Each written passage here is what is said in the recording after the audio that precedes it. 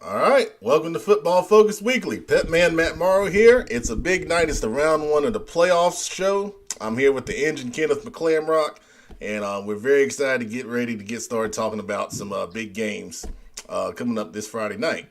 Of course, we'll start out with Pet Man's players. We got some special guests here from the Chambers Cougars who had a big win over Mallard Creek. Then we'll get into all of our rankings. We'll get into our playoff game previews, predictions. We'll say a few things about the teams that didn't make the playoffs in Charlotte, and then we'll finish up with slime time, and then a couple of little surprises thrown in during the way. So, without further ado, we're going to bring on three of the best players on the Chambers Cougars. Zion Booker, wide receiver, Jordan Thompson, linebacker, and TJ McGill, DB. And let's bring them on the show right now. There we go. Guys, how we doing? Good. How you doing? Man, we're doing great, man. We're doing great. Appreciate you guys coming on here with us. I felt like you guys really played well this past Friday night in the big win over Mallard Creek. First of all, talk about that game. You guys were picked against. You were doubted. How did you guys find a way to get it done in that big environment over at Mallard Creek? It started at practice, so we all bought in and we all locked in. We said it's a big week. We said playoffs start last week when we played Creek. That's when we said playoffs started. So everybody was locked in. We got a good practice in, best practice we had all season, and everybody did their job when it came on Friday. Yeah, it definitely looked like that was the case, man. TJ, Zion, how did you guys get it done against Mallard Creek? We all locked in. We told the whole team that we need to lock in and focus because playoffs start. So yeah, we all just had to lock in. Yeah, absolutely. That's really they touched on everything. It's really the game was really over with on Monday. Yeah, and when practice started, we was practicing like we was playing them. That's how we practiced, like we was playing. Yeah. That's a great way to be successful, man, and I'm glad you said that because practice is the key, to make sure you go out there and get victorious on Friday night. I want to ask you guys, how do you guys manage to flip the switch as a team when it comes to these big games and then always going into the playoffs? You guys always play your best football.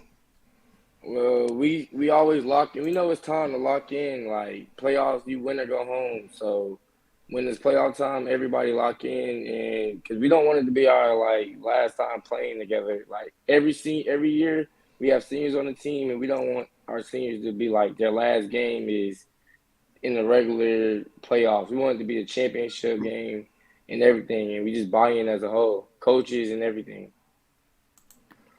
Yeah, because last year we went out, in the championship, and then we had that feeling. We never want to have that feeling again. So we just work at practice every day and come to work and show up so we can ball out on Fridays. Yeah. Well said. It's really wait, repeat the question one more time.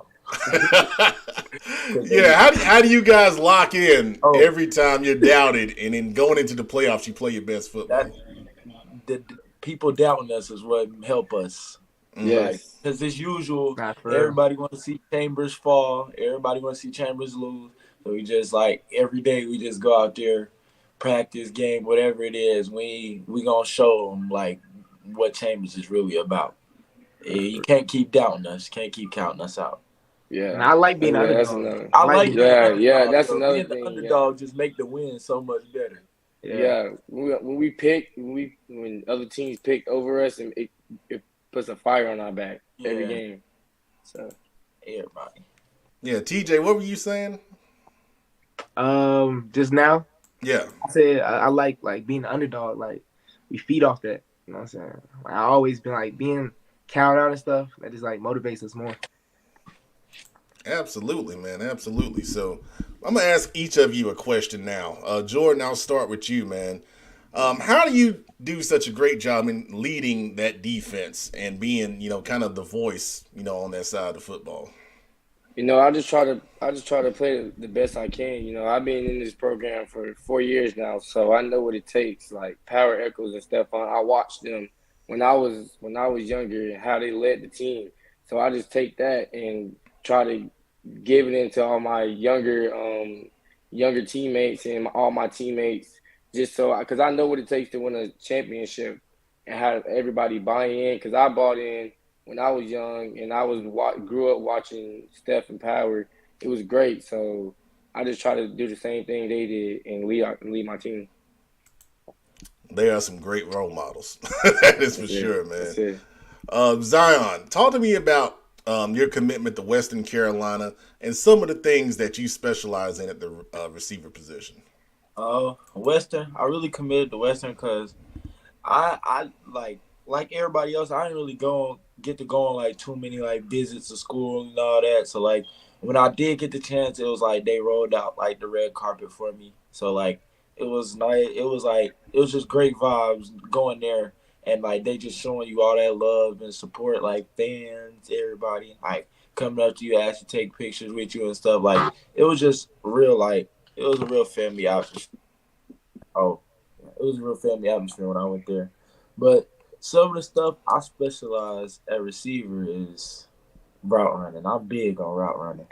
Like everybody say you got to be super fast. You know, I feel like if you can get up the field, move inside, like different ways, being quick, you don't got to be like super fast. Like everybody have blazing speed. It's real come down to like little seconds of separation, looking the ball all the way in, little stuff like that. Yeah, well said, man. 6 catches for 90 yards, 2 touchdowns against Mallard Creek. Your route one was really, really on point Friday night. Had to. And then TJ, man, let me tell you something, man. I know you committed to William and Mary. I think you're a heck of a player, and you know I think you could even go bigger. You know, if you wanted to. You seem like you flip a switch. You seem like you're a real nice guy on camera right now. But when I saw you on the field Friday night, you weren't acting like this, man. Yeah. So where does that dog mentality come from with you, man? I had it like ever since I was like a kid, like little league and stuff. Always just like turning a different switch on, like turn up. I feel like I'm underrated and stuff, so I play with a chip on my shoulder every time, every snap. So I'm gonna make sure you feel me every time you line up in front of me, and I put the work in all season. So I just got confidence in myself and what I can do. Absolutely, man. I'm gonna tell you, the first time I saw you was last year in the playoffs against Hickory Ridge, and you made a play in front of me, and you turned to me and said, "I'm a dog, I'm him," and I said, "I'm gonna remember that guy." it is coming true, man. That's awesome. Kenneth, you got any questions for the guys? Man, first off, thank you guys for being on here. Zion, I loved what you said when you said the game was won on Monday. Yeah, because of the way y'all brought it in practice. And the great teams realize that the game is won Monday, Tuesday, Wednesday, Thursday. Really, the game was won in February, right? When y'all talk about that dog mentality, like who on the team is the dude who, if the team is a little bit down, if the team is a little bit struggling, who for you guys is the one who you know is going to bring it and is going to make sure that the team rises to the occasion on that Monday practice? We got a few. There's a few. Just one person. I mean, it's y'all show, right? Y'all on here. I'll say. Look, I'll say Jordan. I'm gonna say Jordan. Yeah. I'm gonna say Jordan. I'm gonna say Jordan. I'm gonna say Casey. Yeah. I'm gonna say Jordan, Casey, Zion, Bubba, Jackson Bass. It's really like Bass. We got a whole lot of people. We got a lot of people, right? Because practice is so intense. That's what, crazy. Practice crazy. Going back, everybody going back and forth. We be going at each other like we playing like in a real game. Like we got something to lose. So that was a question. I'm glad y'all went there. TJ, man, who is the biggest junk talker on the team? Yeah, it's me. That's definitely me. Our quarterback. Yeah, Bubba too. Our quarterback talk that trash too. Yep.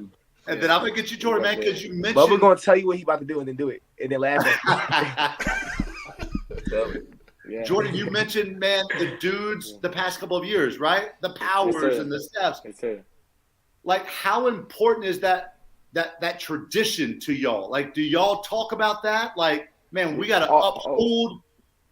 All the time, all the time. With Coach Candy, we always talk about how they set the standard for us, how they won the first state championship, how we wanted to keep going, and how we want our legacy and Chambers' legacy to keep going, and how we want championships forever. Like just keep coming, and keep going to states. Like, because we've been 5 years in a row. I just want to keep going. Not no cap. Can't stop. Yeah, especially senior year. Yeah. And we ain't won no championship as Chambers yet. Yeah, not yet. So, I'm trying to be the first. There you go. First. Well, guys, on our show we have a lot of people watching. Some people comment, and this one guy y'all know pretty well has a message for TJ. So I'll let you handle that in person when you see him. But seriously, guys, that was an amazing victory Friday night, and we appreciate you guys coming on, and wish you the best of luck this Friday night. You guys are at home against Porter Ridge, so hope you guys go out and get it done and move on, man. Appreciate it. I appreciate you. Thank you for having us. Absolutely. Thank you, guys. We appreciate it. All right. That is Chambers. Those were the stars of the game from Friday night. We weren't able to do interviews because we had a bit of a situation. We had to get out of Valley Creek pretty quickly. But, man, talk about some talented guys, man. And good kids, too. Good kids, man. They really interviewed well. They speak well. And they're all going and playing football on the next level, but they all got something they want to get done, and that's that championship. Pep, I just real quick, when I got to meet a lot of those guys in May at our HBCU Carolina Showcase, I was so impressed by them because you see this game persona, right? Like you talk about that switch and the extreme confidence, right? And the swag that they carry. But talking to them one-on-one, every single one of them are a yes sir, no sir kind of kid.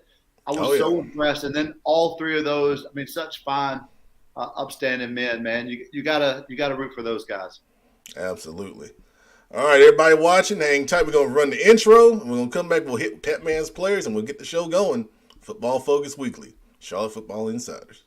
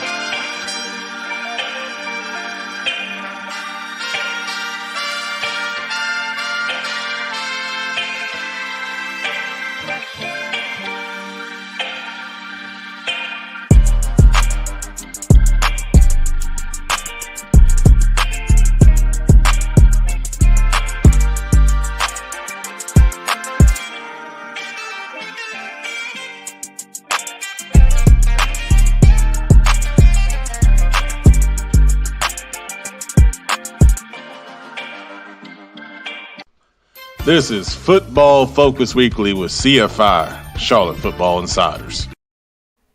All right, welcome back to Football Focus Weekly. Pep Man, Matt Morrow here with the engine, Kenneth McClamrock. And we already got some people watching and commenting.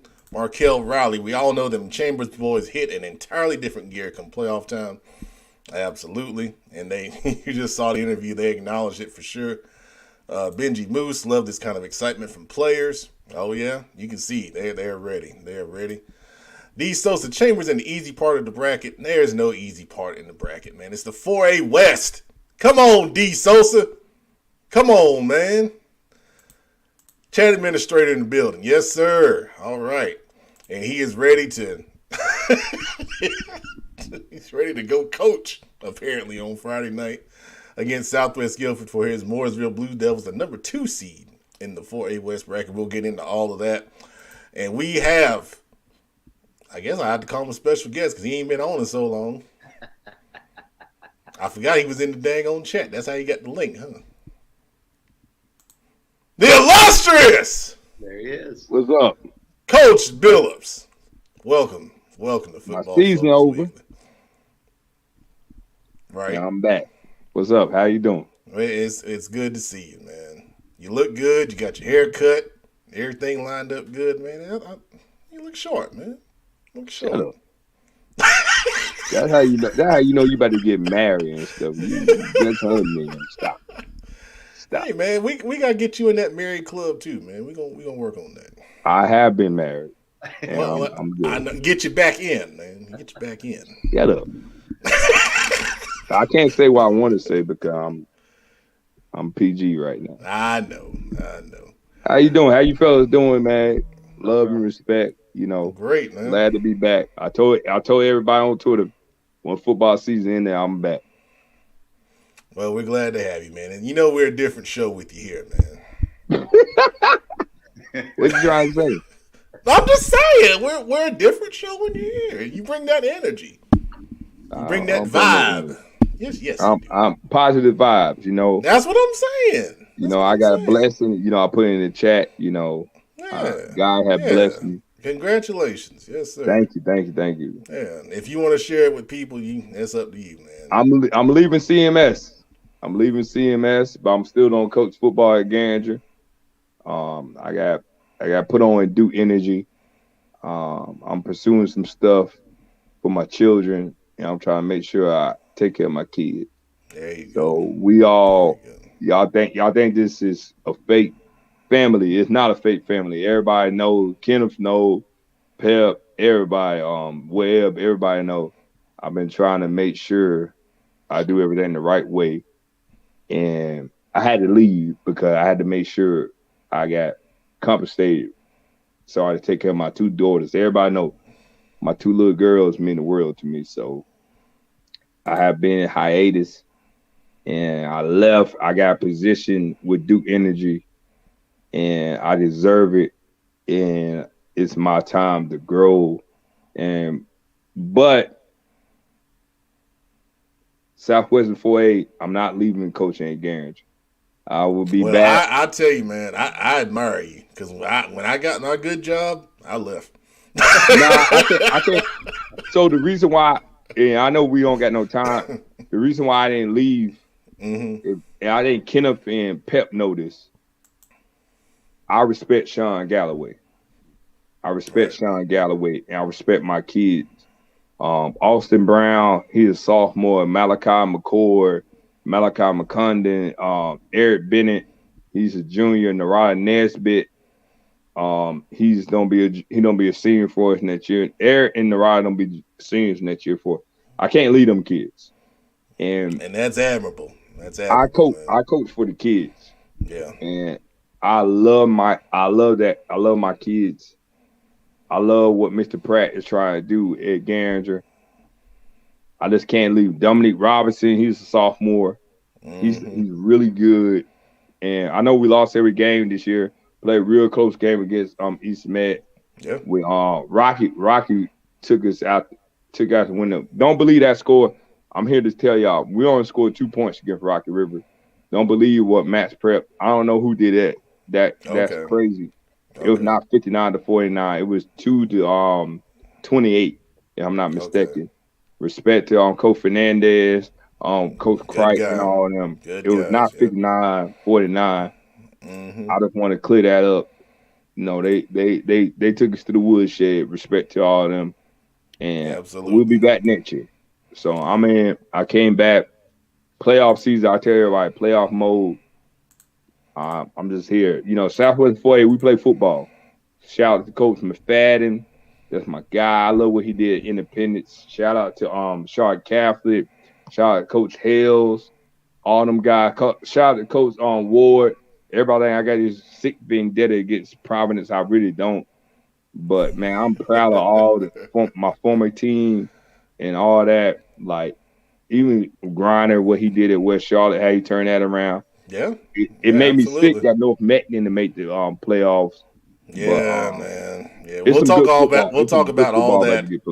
Yeah, we'll talk about all that in a little bit. But I'll put you guys backstage because it's that time for Pep Man's Players. And Pep Man's Players is sponsored by VTO Sports.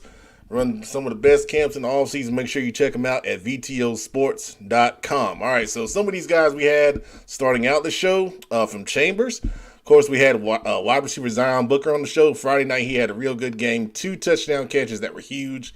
He had a few big catches that got first downs, kept the chain moving. 6 catches for 90 yards in total.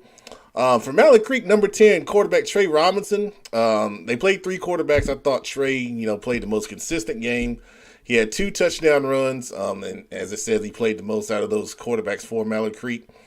We had TJ McGill on. He had 8 solo tackles and 2 interceptions on Friday night. And he really helped set the tone defensively with several big hits. And they were legal. And he plays that safety position. And he fills the alley and he brings the wood every time, man. Really impressive. We also had Jordan Thompson on. From the linebacker spot, he had several big tackles. And he goes in on offense and plays, some running back. And he had a couple big important runs that got first downs and drained the clock in the fourth quarter when Chambers was holding on to that 2 touchdown lead. Really impressive right there. Number 5 for Mallard Creek, defensive man Ashan Abdul-Ali. He's a really good-looking player, 6'3", playing the edge position. He had a sack and a couple tackles for loss on defense against Chambers. And then Kevin Concepcion, we all know him, star wide receiver. But he played a lot of different positions. He played some quarterback, running back, and receiver. He scored a touchdown from the quarterback position playing the Wildcat spot, kind of a short yardage package that Chambers has. And was really impressive. So, big-time players on the field this past Friday night. All right, now in other games, Asheville Christian quarterback Javier Rice, we've talked about him a couple times, 362 yards passing and 6 touchdowns in the victory. Independence with the big win over Butler. They had a couple guys stand out, 1 on each side of the ball. Offensively, running back Emmanuel Tia, 114 yards rushing and a touchdown. And then on defensive side of the ball, 2 big interceptions by DB Quentin Reddish. Justin Adams was there. He really shouted him out. He thought he played an excellent football game. Those guys were really key in getting a big win for Independence, getting them a big, I think they're a number 8 seed overall in the 4A West bracket. We'll talk about that later on. Cuthbertson, tight end Corbin Hall, his second big game in a row. 108 yards receiving and 2 touchdowns in the victory. You can catch him at the camp coming up. December 10th, our winter showcase. He's a 6'3" tight end, 2024. I think he's going to show really well there. His teammate, defensive end Rocco Fazzolari. What a name. I love that name, man. He had 10 tackles and 3 sacks in that same victory over Piedmont. Really good-looking player. Just followed him this week on Twitter. 6'4" kid. Good size kid. Man, he's also a junior. Providence Day, thanks to Coach Chad Greer for sending over some stats. Athlete Liam Gruhl, he plays linebacker and tight end for Providence Day. He had 7 tackles, 2 interceptions, including a pick 6. And he had a TD reception from the tight end position on offense in a big win over Charlotte Latin. Providence Day picking up the number 1 seed in the NCISAA playoffs. We are going to talk about that tonight as well. Over to Covenant Day, defensive tackle Hudson Shouty, 3 fumble recoveries, 2.5 sacks, and 4 tackles for loss. What a game for the D tackle spot, man. That was probably my numbers for my career. Great job, Hudson. Heck of a football game right there. All right, over to Porter Ridge, linebacker Harrison Johnson. We talked about him a couple times. 2 interceptions and 7 tackles in his victory over Sun Valley. Running back Tyler Smith out of Barnwell. He's in running for Mr. Football in South Carolina, and you see why. 353 rushing yards and 5 touchdowns in their victory. He is unsigned. I don't know why or how. Someone needs to sign that young man. He is talented as anything. Cannon, running back Will Jones. Seems like he's on here every week. keeps on producing. 128 rushing yards, 102 receiving yards, and 4 touchdowns in their victory last week. Person, we had Julian Crawley on the show before, and he had another big game. 250 yards receiving, 2 touchdowns in the loss. He's a good-sized kid. He's 6'3", plays a heck of a receiver. I think he'll be a steal for someone. He's a 2023 player. Another 2023 player, North Stanley defensive lineman DJ Watkins. Look at this. From the D-line, 15 tackles, 3 sacks, and 4 fumble recoveries, and a safety. And the safety came on the last play of the game, man. What a player DJ is, man. He's a former D-line MVP at one of our camps. Amazing young man. Another amazing young man, Providence running back Luke Bailey. 10 carries for 150 yards and 3 touchdowns in their victory last week. Providence getting into the playoffs. They're playing Huff. We'll talk about that game in a little bit. Over to Southview, eastern part of the state, wide receiver Brandon Sanders, 170 yards receiving and a touchdown against Jack Britt. Good job for that young man. Mount Pleasant, old offensive line and defensive lineman Colt Klutz consistently tags me every week in his films. And I said, I got to recognize Colt, man, because he's a good player. 15 tackles on defense and 3 pancakes on offense. It was a tough loss to J.M. Robinson. The Engine was there last week and said they got the ball down to the 1-yard line on the last play of the game. Just couldn't get in to get that last yard to tie that up. And then this young man right here, Wes Lincoln, and I put athlete on there. Good gracious, this guy, Mason Avery. If you have not heard of Mason Avery, go follow him now on Twitter, man. Just type his name in, he'll pop up. Last week, 283 rushing yards on offense, 12 tackles on defense. He plays linebacker on defense, running back on offense, and those 283 yards came on 34 carries. I just ran out of space. And 5 touchdowns in their victory. Now, that was a double overtime victory over Lincolnton. And you think about how tired he was after that game. And double overtime with those kind of stats? Good gracious. He is an amazing player, man. He's got over, I think, 2,300 rushing yards on the year. He's got like something like 80 tackles on defense at linebacker. I mean, he's amazing, man. Great job, Mason. And I hope you're watching. I know you said you were going to check it out because you sent me a DM. And I said, I know who you are. I'm going to talk about you tonight. So, great job right there. And then there's one more Petman player we're going to talk about. And that is Bobby Little for Richmond County. And you may be, I'm going to bring everybody back for this one. And you may be asking, who is Bobby Little for Richmond County? So I got alerted to this earlier today. And this is some kind of story, man. So Bobby Little is a football player for Richmond. And, he got diagnosed with cancer. And, it came very quickly. And they're doing a fundraiser for Bobby Little. And if you can, please make a donation because, we all have probably known someone who's been touched, unfortunately by, this horrible disease. And, it's even harder when it touches a kid, a football player that was just trying to, be a normal teenager. And, he's got a fight ahead of him. And, we wanted to share this. We wanted to give it some attention. And we want to share with Richmond family, Coach Till, and Bobby Little's family that we're all thinking of you. And, I'll share the GoFundMe out on Twitter later tonight. So if you see it, please, if you feel compelled, make a donation or at least share it. Share it to someone else that, may feel compelled to make a donation. So, Bobby, we're all thinking of you. We're praying for you. And, we hope you win your battle, man. For sure. You guys want to say anything? No, I saw it on Twitter, man. Keep on fighting, Mr. Little. I respect. Like I don't think too much more we can say. Absolutely. So thank you for giving us a minute to share that story. And thank you guys for the comments right there. Marcus Bell, Benji Moose, Appreciate that. I'm sure, Richmond appreciates it and their family, appreciates that as well. All right. So we'll move to our next thing, the Dirty Dozen, of course, sponsored by the Queen City Senior Bowl. And I will tell you now that the Queen City Senior Bowl selection show is coming up really soon. I know I said that last week, and it hadn't happened yet, but I promise you it's coming really soon. And we're going to make 80 players, really happy with, being selected into the bowl game. With that being said, these are the Dirty Dozen rankings after, the last week of the regular season. So put Chambers back at 1 with the big win over Mallard Creek. Huff at 2. Mallard Creek goes from 1 to 3. Providence Day at 4. Kings Mountain 5. Weddington 6. Olympic at 7. Independence moves up a couple spots with the big win over Butler at 8. Christian 9. Catholic 10. Mooresville up to 11. And then Burns moves up to the edge with the win over Shelby. And you see who's on the edge right there. You guys got any comments on the dozen this week?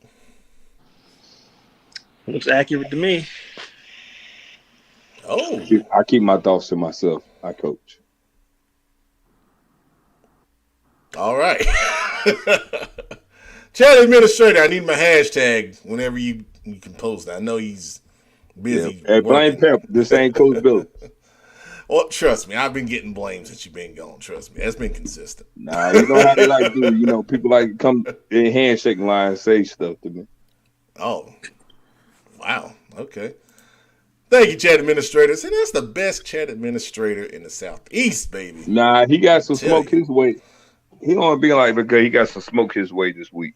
I saw what Grice did. I saw what Grice said to him. That's, hey, you messed up on that with that Cox Mills stuff. I saw what you're talking about. Nah, he did. All right, so if you don't agree, remember the email address is still there.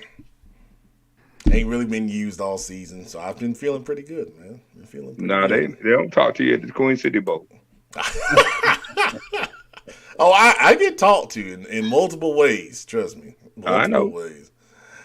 All right, so that's the Dirty Dozen. Let's take a look at our most controversial rankings on Instagram, the county rankings, and the CMS Best to Last. So there's the county rankings right there. Not too many changes. See, Mecklenburg is pretty much the same as the Dozen. Upstate Northwestern defeated Catawba Ridge, so they kind of settled that battle that had been going on all year long. The top 3, I think Indian Land made the playoffs too. I think all 4 of those teams made the playoffs in the upstate South Carolina. Gaston County clearly belongs to South Point. I think Ashbrook has a chance against Northwest Cabarrus. We'll talk about it in a little bit. East Gaston is in the playoffs against Community School of Davidson, but unfortunately Hunter Huss did not make it with that loss to Ashbrook in their Bell game. Cleveland County remained the same. Kings Mountain defeated Crest, and then Burns defeated Shelby. It was pretty self-explanatory there. Union County, Weddington had a fight on their hands with Marvin Ridge, and they got a rematch with them in the first round. It's going to be very interesting. Monroe defeated Forest Hills in a heck of a game, and then Porter Ridge at 4 there. Then Cabarrus County, we got Cox Mill at 1, J.M. Robinson 2, Northwest Cabarrus 3, and Hickory Ridge 4. All right, what do you think, guys? You good. Like in Mecklenburg, Chambers is after they beat Creek.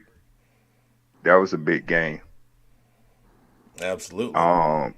Everybody. The only one you can make a case for is Providence Day, but if you watch that Creek versus Chambers game, I suggest everybody go watch that Creek versus Chambers game, man. Chambers, woof. Yeah, they were ready. Woof. They were ready. I tell you, they were really ready.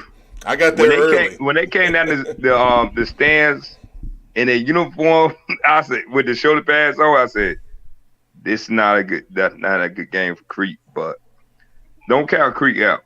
I want to see Creek versus Chambers Part 2. Yeah, well, how Charlotte is. We might get it. We just might get it, man. You guys in the comments are playoff ready as well. Joe Hughes welcoming you back, illustrious. Shut up, Joe. Go start your turtlenets and stuff like that. I'm not drama. Man, we've been having beautiful. You've been missing it. Joe's been on the show the past couple weeks, man. I know, but my aura is beautiful. I'm not drunk. I don't bring drama. I would tell you why this is false. People are too emotional now, and I don't say stuff to hurt people's feelings. I let y'all do that. I like Kenneth's the drama king now. I don't want to hear grown men cry. So I just chill and vibe. I listen to Jeezy album and I just relax. Drake and 21 Savage dropped on Friday, so that's what I'm looking forward to. I don't get caught up in all that, man. I'm all about. I'm just a parent. I'm just dead. I'm in dead mode now. So Kyle and the chat administrators, Iredale plays football 2 rankings. No changes. Nah, really. Hold up, Pat. Before you say that, he only doing that because Jonathan Grice got in his butt because his prediction was terrible. His prediction for that conference was terrible. And Kenneth know. That's why Kenneth was laughing. Your prediction was terrible, Kyle. So we're trying to save face. It was terrible.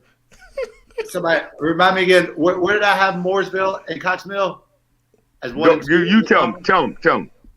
I have as 1 and 2 in the conference. So before, and he had me as 4 and 5. There was no they and me.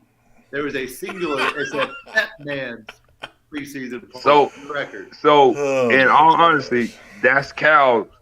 Cal deserved every smoke he getting towards him. So Cal, that's your fault. Don't bring that on. This is what we're talking about. He did a preseason poll and he had Cox Mill at number 5. And no, don't say never. Don't just say he though, Pep. I didn't have Cox Mill at 5. I had him at 4. Well, hey, I had a phone call with a head coach from Cox Mill because Cox Mill head coach is from Charlotte, and he said you effed that up. I don't want to say the rest, but you messed that up. I mess up every year, man. But we own it, just like last year. I talked about Cox Mill having maybe the most explosive offense in the area, and that was even before I knew how good of a year Damir was going to have. So, well, Damir deserves every flower that he gets. Damir is really good quarterback. Yeah. I'm glad he getting his credit. But Titus Ivory Jr. is the one everybody should.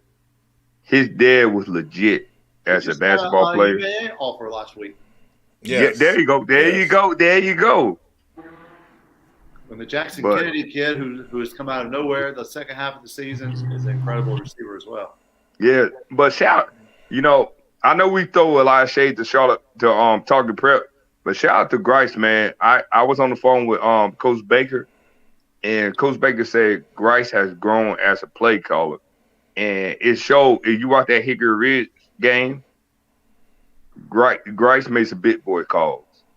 And respect to him. So everybody that we always throwing shade to Charlotte Talking Prep, man, if you watch that Hickory Ridge versus Cox Mills game, hey, Grice made some big boy calls. He won that game. Him and Bird made some great calls. So shout out to Cox Mill. Who we throwing shade to again? You already know. You throwing shade. I'm not throwing shade. I'm at peace. I'm good. All right, and moving on to the CMS Best Last. You already got Gans at last. Look at that. Look at this nonsense. We play hard and tough. The top 10 teams on the left side I don't like this. All playoff teams. And then you had, everyone else on the right side. We'll come back later on in the show. I'm glad they put West Mac in the playoffs. Yeah. I'm glad that was good. I think North got robbed.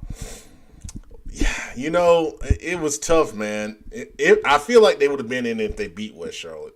Hold up. West Ward, call Pat Man and tell him how can he have West Charlotte over y'all. Call him West. I'm calling Jonathan. Okay. Southwestern 4A, we play football in Southwestern 4A. We play football in Southwestern 4A. I cannot believe you got Olympia over Independence. Independence is a really good football team. I agree. Oh my God. We played football in Southwest before. So Joe Hughes, and I agree with this, Joe. West Mac's gonna be a tough out on Friday. I agree. I definitely agree. Man, he just saying that because he got his little turtleneck on with his blazer, and he feeling a little mockiness. Any other thoughts on the best of last? No, I think it's good. I really think Providence is a real good football team. Butler is a really good football. Independence and Butler are really good football teams. I played both of them teams this year. I played West Charlotte team. I think West Charlotte with Jaden turned the tables on anybody. Yeah. And I think Independence, everybody sleep on that offense. The offense is really good. I think Olympic is really good. I think you're really seeing that Southwestern and the other conference, other than the big dog conference, we play football. Like, we got 4 teams in. I think only Huff, Chambers, and Creek got in the other conference. But we got 4 teams in Southwestern. So Southwestern, we play football in Southwestern 4A. So Joe has a message for you. He added his smoker's jacket to his ensemble, so there you go. Joe smoked he's smoking a little light cigar. He's smoking a Rocky Patel, probably a little light Rocky Patel. He don't really got a real smoke jacket. He got a little light joint. So Lanesha, what you want the playoff schedule? I don't know which. Let me know what schedule you're talking about. Stop the madness. What? Move that out. Let's take it out off the screen. What? Thank you. But I think Independence and Butler play really good football. I know we don't put Catholic in this, but Independence, Butler, and Catholic, Providence play a really tough schedule. I think Providence should be over West Charlotte, and I think Audrey Kells don't give Creek a good game. So, Creek got to throw the ball this week. Well, we're going to talk about those games in just a second. So, Miss Dowd, the playoff schedule. We got you, sweetheart. We got brackets. Everybody's playing Friday at 7:30. Except Ganger. We ain't playing. Everyone in the playoffs, man. So, if you watch the bracket show on Sunday, that was all the games. But there's brackets on NCHSAA.com. Well, we're gonna go through a lot of those games tonight, so just stay tuned. And we'll hit as many. Please post what Joe just said.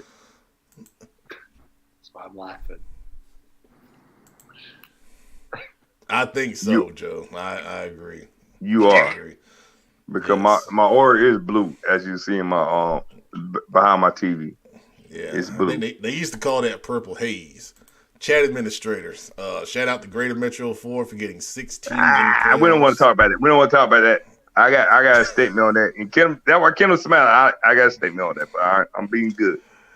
All right, well, let's move on as we got to talk playoffs. So let's talk about some playoff previews.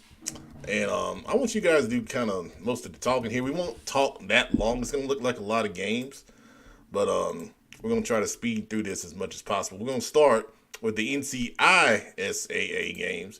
And before I get started on this, I want to talk about how they seed in the NCISAA because it's a little different. You know, NCHSAA, we pretty much got the RPI system. Everyone knows about that by now. But in the private school ranks, it's a little different. So they use the Max Prep rankings. That's a big part, basically the same kind of RPI system. But then they have kind of a percentage system used by a committee that's selected to put the seedings in for the playoff teams. So they use 45% head-to-head results as part of the criteria for seeding. 35% are common opponent results that the schools play. A lot of teams in private school play, the same teams. 12% goes into those Max Preps rankings as part of the process. And then the final part is 8% strength of schedule. Okay, so those are the 4 elements that they use to seed teams that qualify for the playoffs in private school ranks. Because of that, and it's being kind of a committee approach, there's always a bit of a human element that's into it. Now with the NCHSAA, the public schools, it's all pretty much on the computer, so it's kind of hard to argue, I mean, everyone kind of, looks at it sometimes and says, okay, why did the computer do this? Why did the computer do that? It's all based on the computer. Private schools, we got a human element to it. And because of that, sometimes some teams are seated, in a place where they don't feel like they deserve to be. So when you look at these matchups for round one, you may wonder. So who feel like they're not where they're supposed to be? Well, I'm not going to go into all that. But if you look at the matchups for round one, and you've been kind of keeping up with the private school ranks, you may wonder why some of these schools that did so well this season are ranked the way they are. Or a defending state champion? Yes. At number 7? I'll go there. Right. So because of that, there you go. Well, so tell me, do y'all believe that Country Day should be at 6? Well, 8. At 8. And so here's the other thing, and let me explain this. So they kind of predetermined, in the past, Division 1 and Division 2 was kind of determined in the seeding process. Now they've predetermined who's going to be in Division 1, who's going to be in Division 2 based on school population. So that's one, big difference here. Do I believe, Country Day, yeah. They should be 8. Yeah, they had, I think they won like 4 or 5 games this year. They deserve to be in, absolutely. It's gonna be a tough matchup. But that's not a good game for them.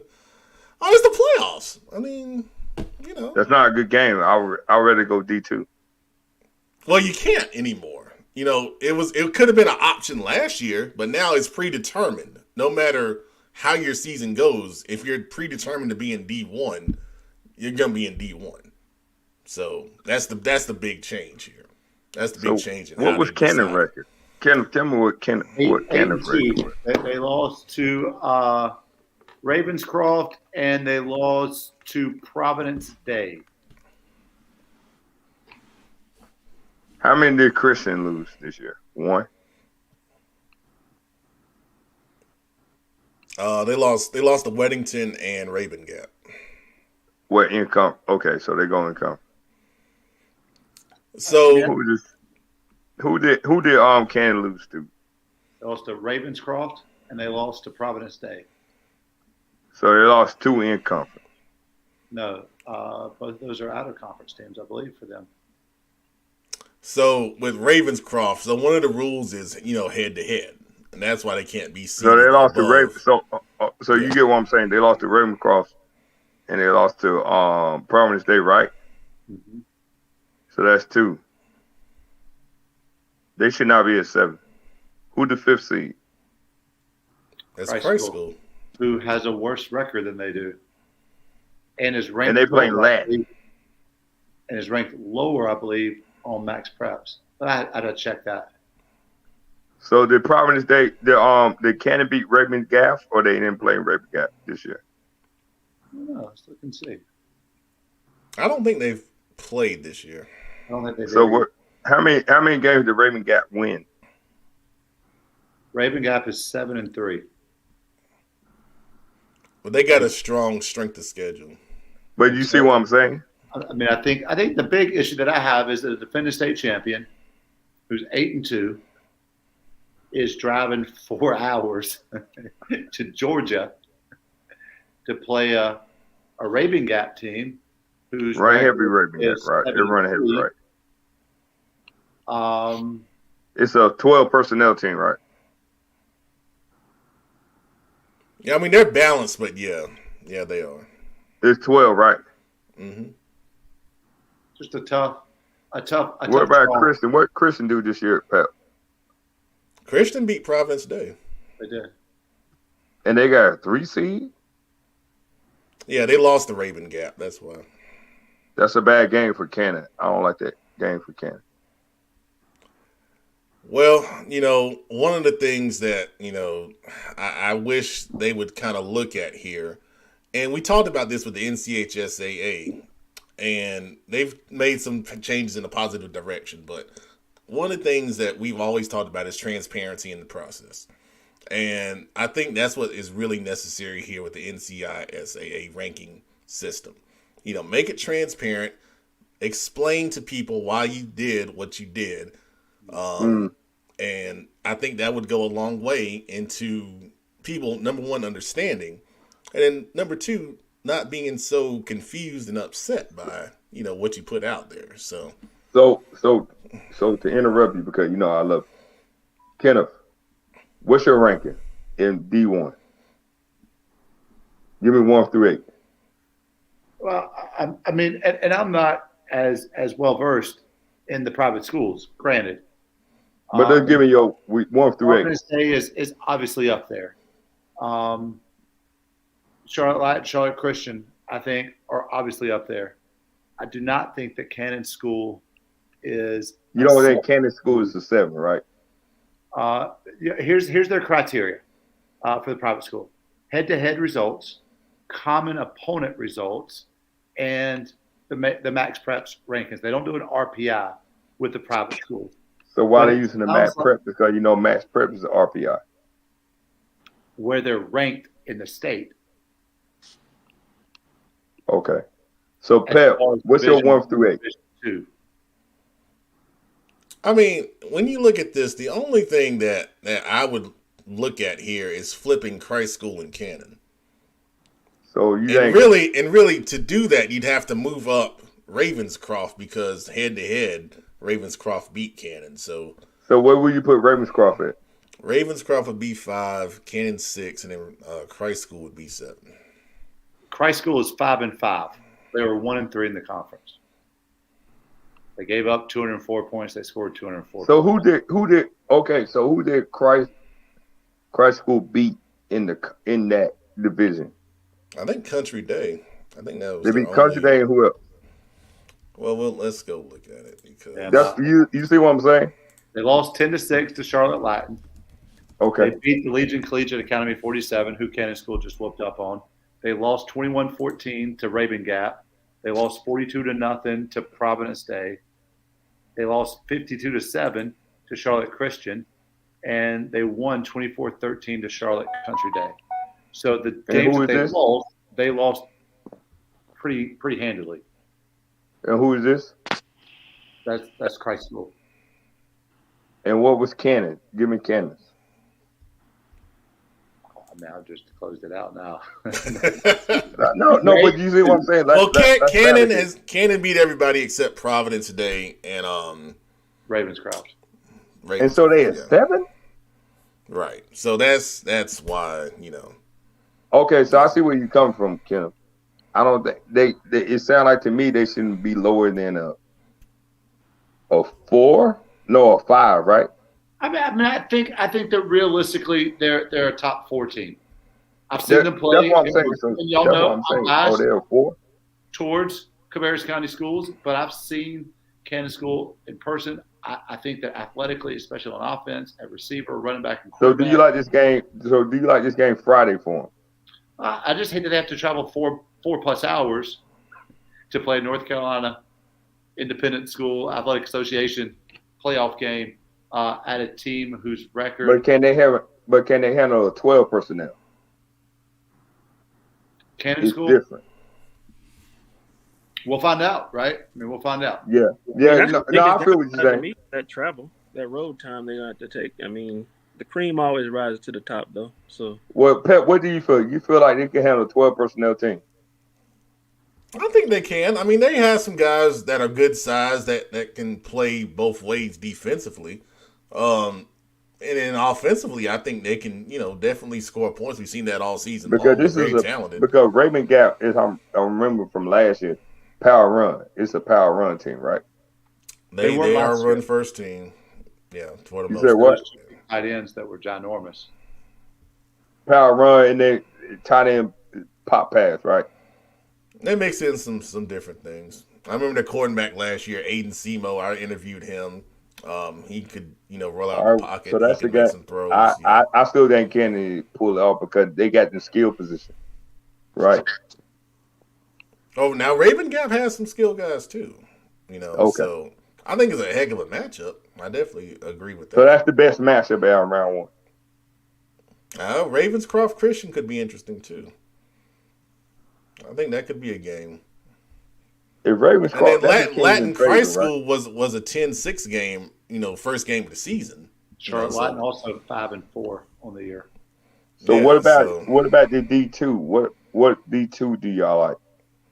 Well, the first two with buys have been strong all season long, but the winners of those games, I like Hickory Grove over High Point. Hickory Grove is 9-1.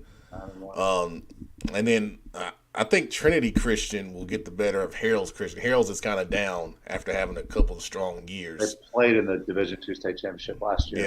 Yeah. Mm-hmm. Yeah, so Joe Hughes commenting the NCISAA sounds worse than college football playoff. Good gracious. That's a joke. But Joe Hughes is the man. I'm just trying to figure out. You get what I'm saying? Aiden Huntley's asking, is there realistically anyone beating Providence Day? Well, Christian. Charlotte Christian beat them already this year. And then Raven Gap had a close game at Raven Gap where I think Providence, they beat them by 3. That's what I'm saying. It's just a power run. Raven Gap, power run, right? It's a power run. Power run. They don't hit you with that. They don't hit you with that tight end stuff. Because they're run first team, right? Yeah. Because they had big time tight end who was getting looked at by D1, right? Yeah. Okay. So that's the NCISAA. We may hear from the NCISAA, and if we do, I'll invite them to come on the show and. No, I just want to make it make sense. You know what I'm saying? Yeah, absolutely. All right, so we got a lot of game previews here. We're gonna go quick through these. A lot of these I talked about on the bracket show Sunday, so I'm gonna let the guys talk about them a little bit and give their thoughts. So Hickory Ridge at Butler. This is probably the game I'm going to on Friday. I'll make a final decision probably tomorrow. I got a game that you should go to.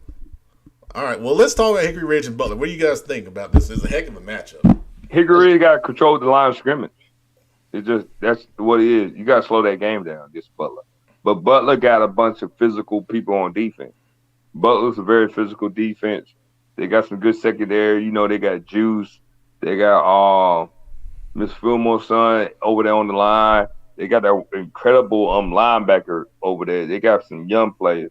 And then their offense is starting to get flowing. And I think they're upset with how they play against Independence. So I want to see my people from the Southwestern do well. I want to see Juke do well, but I'm going to chill for Southwestern for it. Engine, you were going to say something here? Well, yeah. I mean, we saw Butler lost early in this season, and then we saw how they turned that around. They kind of used it as motivation. Obviously, they lost Friday night. In Hickory Ridge, when I saw them play against Chambers, their quarterback was under duress the entire night. And we know that Butler has the dudes who can get after the quarterback. I think the game is going to be won or lost in the line play on each side. Absolutely. Meg Reduce, you want to add anything to that? I just see Hickory Ridge. You've heard me say this numerous times. They're just one of those teams that just looking for that breakthrough. They're on the outside. They want to compete for a championship. They're right there on the cusp, but they just need that. They just need to turn the corner. So, hey, there's no time like the present. It's a good start. Butler, we know who they are. Despite that loss, despite losing to a very good team, we all know they're still very good. That loss was not a nail in their coffin by any means. So I think they're going to be motivated to rebound. It's kind of interesting when you start the playoffs right after loss. They're looking to just sort of rinse that taste out of their mouth. So they're going to be motivated too. Yeah, absolutely. Porter Ridge at Chambers. We had the Chambers guys on to start the show tonight. If you didn't see it, you'll look for it on the playback when we get started. What you guys think about Porter Ridge and Chambers? I think it's a pretty good matchup. Physical. First round. It's gonna be a physical game. Yeah.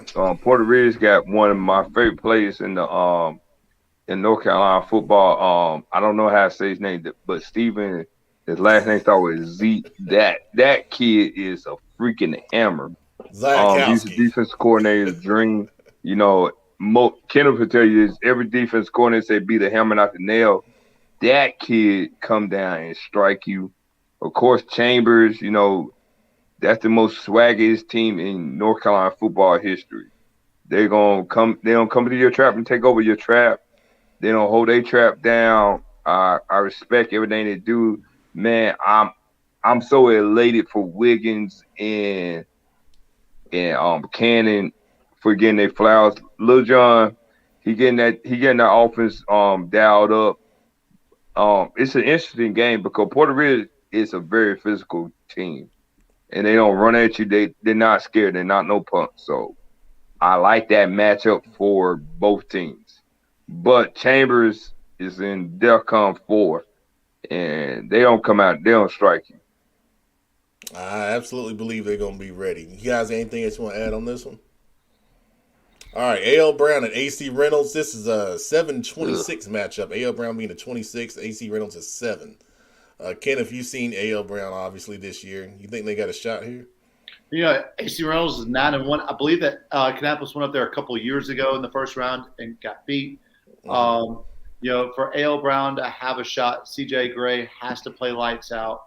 Those receivers and the DBs, a lot of those guys going both ways, have got to have the game of their life. Absolutely. And then A.C. Reynolds has one of the best running backs in the state, sophomore Max Guest, averaging 153 yards on the ground. Best. One of the best sophomore running backs in the state. we get a lot. Okay. I get crossfire. That's your fault. That's you and Kenneth's fault. Big Shelby told me that himself when they played Shelby, and he came down there and had a big game. I'm gonna keep my peace. Speaking of Big Shelby, it looks like he's about to come on. So, he needs to stay off. Well, he's coming on. Let me know when you're ready, Big Shelby. All right. So he put his dip in the tongue. No. Oh, hell, he's ready. All right. Big Shelby, welcome to the show. You and B got y'all brims on tonight. It's the brim with the brim cast. Why y'all got your brims on? Growing my hair out. Stressed out. Hey, keep up with the show, man. Let's go. Lake Norman at Cox Mill. This is a Greater Metro 4 rematch. Did y'all cover A.C. Reynolds, A.L. Brown already? We just talked about it. You got something to say on it? I don't know much about A.L. Brown, but I know a lot about A.C. No, Reynolds. Man, keep going. Let's ain't going here. Let him talk.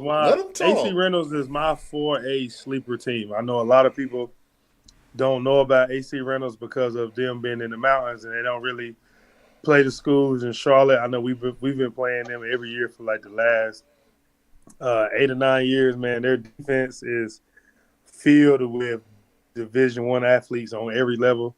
They have tall corners, big physical linebackers, big D linemen. The offense is led by a sophomore running back who rushes for about 200 to 250 a game. So he's pretty much their whole workload over there at AC Reynolds offense. But that's my sleeper team with AC Reynolds, man. I know they win and Chambers win. They get a good second round matchup, and I know a lot of people are sleeping on. Well, a lot of people don't know about AC Reynolds, so if they make the run, we know first from me. Charlotte know about AC. All right. First of all, let me address Marcus Bell here. Marcus Bell, it's playoff time, man. We step it up at playoff time. You got to step it up too. You got to stay up.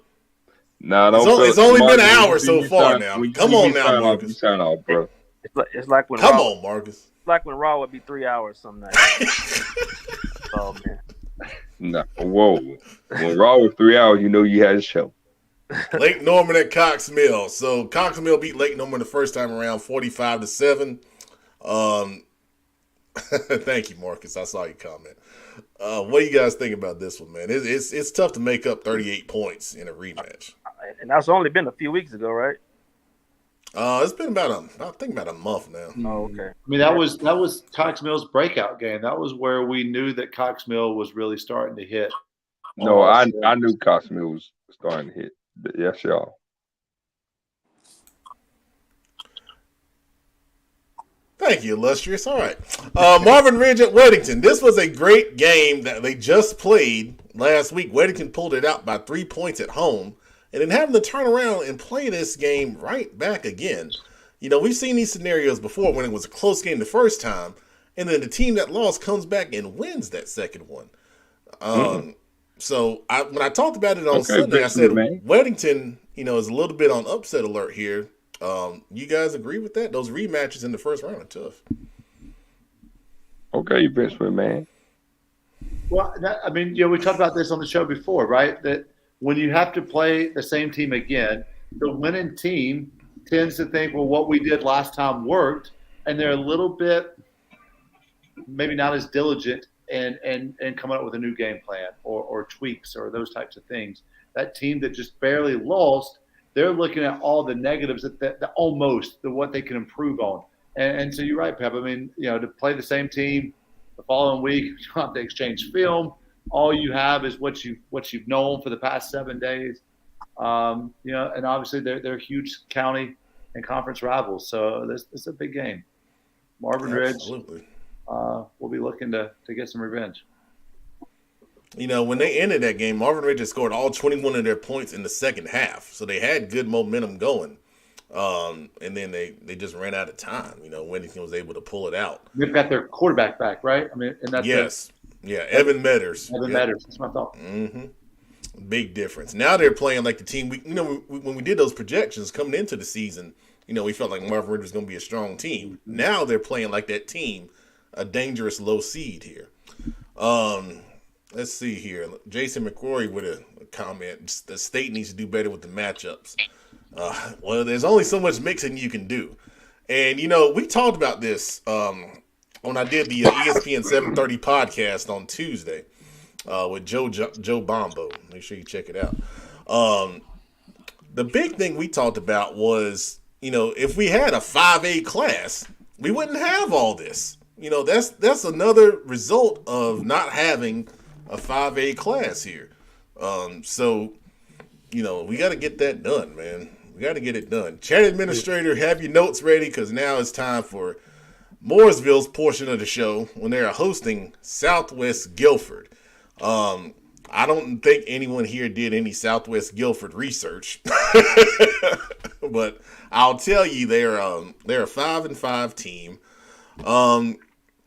They've kind of been up and down this year. They're not playing their best football right now. But you look at their schedule, they've beaten the teams they're supposed to beat, and they've lost to the teams you expect them to lose to. I think the key here for Mooresville, obviously, is to get out to a fast start. Just looking at them, they don't put up a lot of points, in their victories. So you get out 14-21-0, get behind that big crowd, that big momentum, great environment it's going to be at Joe Pop Stadium. I think, Southwest Guilford doesn't have the kind of offense that's just going to come back and, make it a big game there. So, big keys, Mooresville getting off to a good start. I know Westmoreland, the complimentary running back to Howell is out. He got hurt in the game against Lake Norman. So, Howell's going to have to carry a bigger load. And then Jameer Cherry at the quarterback spot is going to have to make some throws downfield. I expect Southwest Guilford to load up against the run. But Mooresville's been having a great season with that balance they found in their offense. Here's Chat Administrator with some notes here. He says Southwest Guilford is huge on the D-line. Quarterback with real speed. Offensive line is inconsistent. That's not a good sign. Mooresville, he thinks Mooresville will have to put it in the air more because of that defensive line. So there you go. I trust the Chat Administrator. I know he has done his research. Now, moving on to a Charlotte matchup, Ardrey Kell is going on the road to take on Mallard Creek. Obviously, Mallard Creek coming off the tough loss to Chambers. And then Ardrey Kell, got back in the win column against Berry. But the week before, they lost the big game to Olympic. You guys got any thoughts here on that one? I think it's an interesting game. For me, obviously, Mallard Creek's going to, look to bounce back. But the big thing for me for Mallard Creek is going to be, can they get there needs some consistency at the quarterback position. That's really what's going to come down for them is being consistent and getting some momentum coming from the quarterback position. I think they played last game 3 quarterbacks. I think for them to be successful, they just got to get somebody in rhythm. Somebody has to get in rhythm that they can just lean on, and they'll be in a lot better shape. Ardrey Kell is a great team. They're going to do their homework. They've had a pretty good season, so I know they're going to be prepared as well. So should be a good matchup. Yeah, I think you're right, producer. The big key for Mallard Creek is overcoming this big letdown that they just had last week, right? Like they were feeling good. Everything was rolling for them.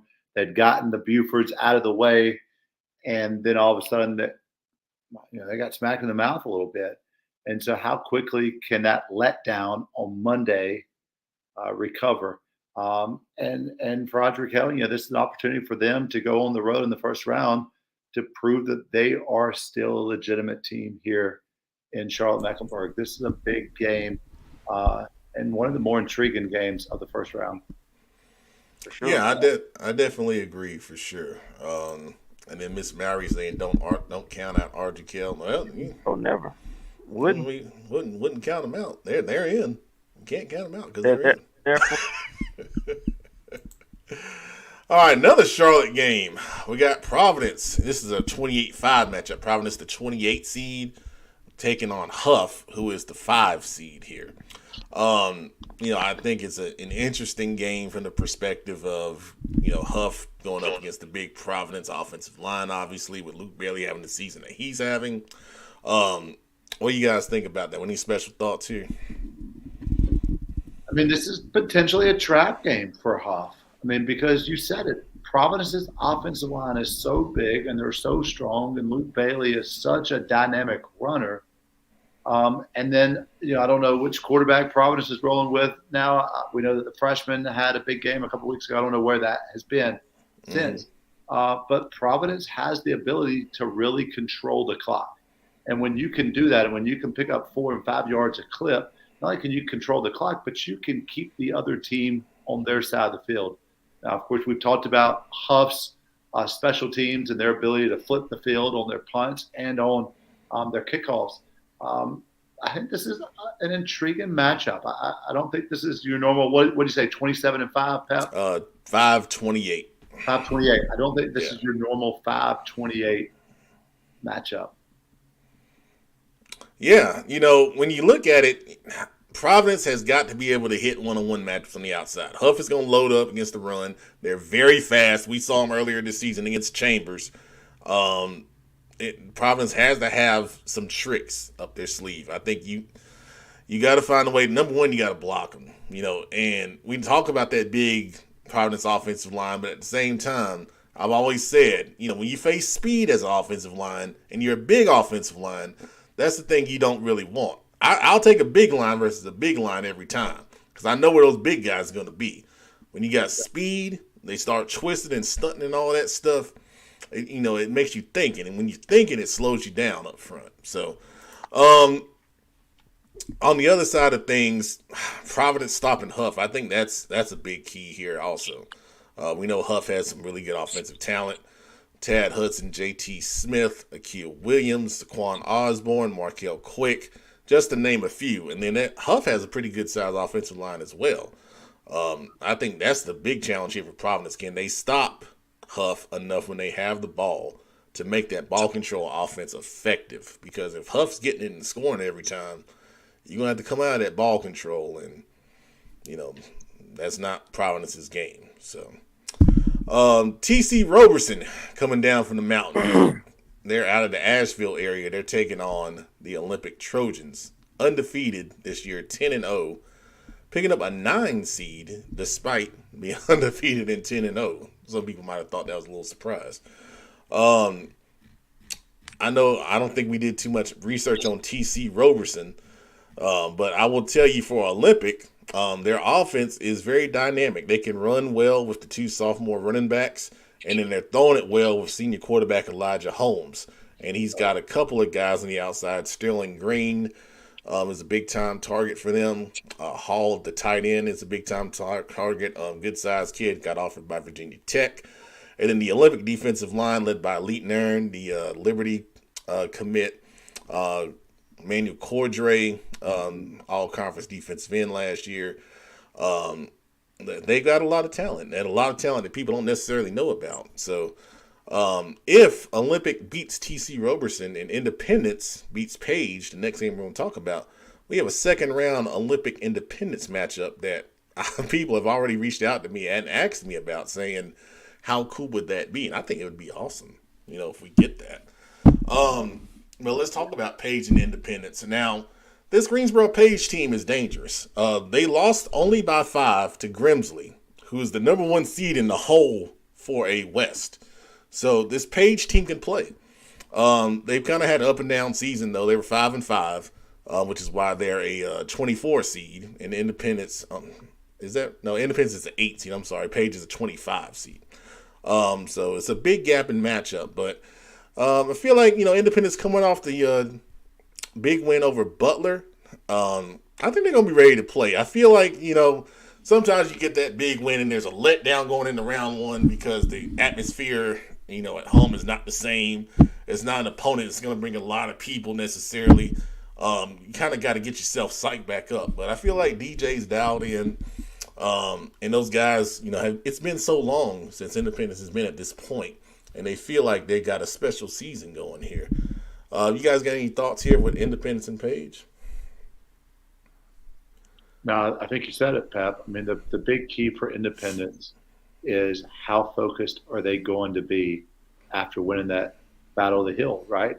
How quickly can they come back down to earth and get back to business? And you said, I think that, one thing that we talked about on the show that impressed me the most about DJ was his composure on the sideline that week 1 game. I think he's going to have his kids ready to play. Absolutely. I love their offense. It's kind of that RPO base that we've talked about, a couple of times with Independence, making the right reads. Quarterback Justin Little's done a great job in doing that all year long. Their only loss was to Charlotte Catholic in a game that, most people said they should have won, in all honesty. So they've had a great season. I don't think they're going to let that, get tripped up here in the first round of the playoffs for sure. All right, let's take a look at our next game here. And that's going to be Catholic at Reagan, a game that, across the state, a lot of people feel like it's going to be a close game. Chat Administrator had a comment earlier. It says, to me, that Catholic Reagan game is going to be really fun to watch. Really strong Reagan team. Well, I looked at that Reagan team, and, everything is relative this time of year. We all know the depth of Charlotte football. There's 10 teams in the playoffs from CMS, and then we've got, a few more that are in the private school playoffs. But we know Reagan, traditionally is a strong offensive football team. I think they'll be able to score some points against the Catholic defense, but I don't know how well they're going to slow down Charlotte Catholic. I mean, even when Charlotte Catholic has lost this year, they've been putting up numbers. When you look at Reagan's schedule, and I did this on the bracket show, Reagan's 8-2 this year. They're 6-1. They lost to Grimsley by 6, who, like I said earlier, is the number 1 seed. But they lost big to East Forsyth, 38-3. And some people think East Forsyth's the best team, in the state, in 4A. So, you just kind of look at, they had a lot of close wins. They beat North Davidson by 7. They beat Myers Park by 3. And Myers Park is not in the playoffs. They beat Glenn by 2. Glenn is not in the playoffs. They beat West Forsyth by 3. West Forsyth is a very low seed. They're a 29 seed, I believe. And they're playing East Forsyth in the playoffs. So you look at some of these games that they've won close games, which is good, but they've won close games against teams that are either low seeds or not in the playoffs here. So, the question is, does Reagan have enough to stay with Charlotte Catholic here? I know we scrimmaged Reagan for our jamboree. They're a very big and physical team. I think they just struggle with trying to figure out what type of team they want to be. I think some games they want to just run, and some games they just want to pass. I don't know if that's necessarily have to do with the play calling, but I see they had a lot of low scoring games or just close games. So I think they just probably have to deal with the inconsistency with some parts. I know their defense is still pretty good, but like I said, like they played East Forsyth and they played Grimsley, so they're just two teams to kind of show you what type of team they are. But I think with their schedule and the scores that they had, you probably really don't know which Reagan team that you're gonna go against a Charlotte Catholic. It's always kind of consistent. They always going to do their same thing each and every year. So you know what you're going to get for Catholic. So I think this is what makes the game special, because you know what Catholic is going to come in to do. You know what they're going to want to do, and they know how to win games. But you're going against a Reagan team where they show you that they can stay in there with a team like Grimsley, but they also show you that, hey, they may just do enough to win against a team like Myers Park. So you just never know what you're going to get in those. I think it's going to be a very physical matchup, though. Yeah, absolutely, man. I totally agree with you. And then we're talking about physicality. Look at West Meck and Oak Grove here. Now, this is a 3-30 matchup. Oak Grove being the 3 seed. They're undefeated on the season. And then West Meck getting in at 5-5. They went 1-5 in the conference, but they were able to get in, I think really based on the strength of schedule of teams that they played. And Joe said it earlier, he feels like West Meck has a shot against Oak Grove. And, Oak Grove's a newer school. And, going 10-0 is impressive. But once again, they're not going to be a team that West Meck's scared of. I mean, West Meck has played Chambers. They played Huff. They've played Mallard Creek. They're not going to be scared. But I think the key here for West Meck is we know defensively they're scrappy. They're tough. They make things hard on you. They make you earn everything you're going to get. Can they find enough offense, to kind of go with that tough defense and make it a 4-quarter game? Because the longer this game is close, the pressure can flip on the Oak Grove, because their fans are, they probably don't know much about West Meck. They just see the seeding. They see a 3-30, and they're going to think, hey, we should blow these guys out. They're barely in the playoffs. When you look at Oak Grove's schedule, kind of similar to Reagan. They've beaten teams, but they've not blown out teams. They beat Southwest Guilford by 3, who is a 31 seed. They beat West Forsyth by 9, another low seed playoff team. They beat Ragsdale by 1, who's not in the playoffs. So they just beat Central Davidson by 2, who is a good team. But, you look at their schedule and you wonder who is the best team that they've beaten here. Probably Central Davidson, who was 8-2 on the season. So, I think West Meck comes in here with confidence, because I don't know if Oak Grove has played a lot of tough teams here, and West Meck has. So they have a chance to make this an interesting football game, for sure. You guys want to add anything to that? I agree. I mean, I think I think the records, if someone's just eyeballing this and they see 5-5 versus 10-0, they're really not getting the whole story. Not at all. So I agree. I think they're going to be in it. They're not going up there to take a beating. I know that much. Absolutely. Jason with the comment here, heck of a question. Who would you put your money on to win 4A West? And do they win the title? Good gracious, Jason. What a question. That's a lot, man. He basically asked the same question twice. Well, first of all, Jason, you put yours out there, and then we'll respond with ours. Let us finish this segment, and then we'll see your response, and then we'll come with ours. Is that fair? All right, we'll see. We'll see if he puts his up. All right, now this is another matchup here. This is a big seeding gap, but I think it's going to be a good game. Ashbrook and Northwest Cabarrus. I believe this is a 5-28 matchup here. And this is a good game because Ashbrook, you look at what Ashbrook did to Concord week 1. Okay? Concord, heavy run team. Ashbrook walked the dog with them. Concord and Northwest Cabarrus. That was a close game. 1-possession game. Northwest Cabarrus pulled that out. Ashbrook, heavy run team. Concord, heavy run team. They gave Northwest Cabarrus some problems. Okay? Now, we know Ashbrook is talented. We've seen their guys up close at the HBCU showcase. We've seen them all year long. Carmelo Best, one of the best running backs in the state. Just picked up St. Augustine's offer today. Yeah, congratulations. Mm-hmm. Whose head coach was at the HBCU Carolina Showcase in May. Mm-hmm. Absolutely. Now, Northwest Cabarrus, really, really good team. Obviously, they've got some guys up there with Alex Walker, quarterback spot. Ray Jackson. Yep. Tevin Tucker, wide receiver. Yeah.